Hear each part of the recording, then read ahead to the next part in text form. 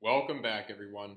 My name is the Steam Machine, and today I will be talking about Inception. For this video, I will not be doing a full movie review because you don't need me to tell you that Inception is a good movie. But if you would like to see me review Inception anyway, leave a comment down below and I can review it in another video. For now, I'd like to focus on whether or not the events of the movie took place in a dream. I want to be very clear that this is just my opinion, and you are free to agree or disagree with me. If you want to share your theory, you can comment it down below so other viewers can join in on the conversation. Much of the discussion around the possibility of the movie being a dream centers around the last scene where it is not clear if the totem will fall down, so there is no way of knowing whether or not Cobb is back in reality. Because the final scene is inconclusive, I have found other scenes to support my hypothesis that the events of the movie took place in a dream.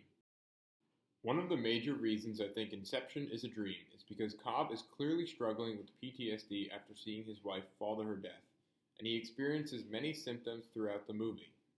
The main scene that emphasizes Cobb's trauma is when we see that he has recreated some of his memories in the dream world. These are just like recurring dreams that people have after traumatic experiences. Cobb also has a delusion of grandeur that these powerful people and corporations are out to get him. Another problem with the memory dreams is that Cobb himself said not to use memories to create dreams because it can cause the line to blur between the dream world and the real world. Cobb did not take his own advice, so there is reason to believe Cobb has lost some of his grip on reality. Cobb's PTSD and his admission that he has lost some of his grip on reality makes him a candidate for an unreliable narrator. Another reason I think the movie is a dream is because the entire movie could have been avoided if Cobb had taken a couple simple steps.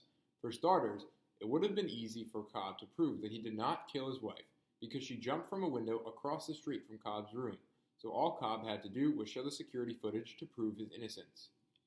If that somehow didn't work, Cobb's father-in-law could have flown the kids to Europe to be with their father, so Cobb's criminal charges in the US would not have mattered. However, Cobb did neither of those things, so the events of the movie were allowed to unfold. The final major piece of evidence I have to prove that the movie is a dream is that it would have taken multiple months for Sato to know if the idea that was planted in Fisher's head actually worked. Just because the idea of breaking up the company was planted in Fisher's head does not mean he will act on the idea. He might think about it and realize it's a bad idea to break up the company because he will lose a lot of money. If Fisher decides not to break up his company, the entire mission was worthless, and Cobb would just be living his life without criminal charges, even though he had not done what Sato asked of him.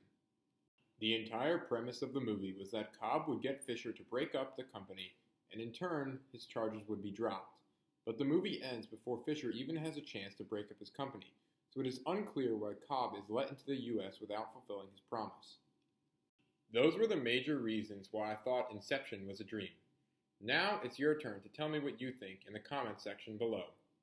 Thanks for sticking around until the end of the video. Make sure to hit that like button and subscribe for more content like this. Also, comment down below which movies you'd like to hear about next. I'll see you next time on Let's Talk Movies.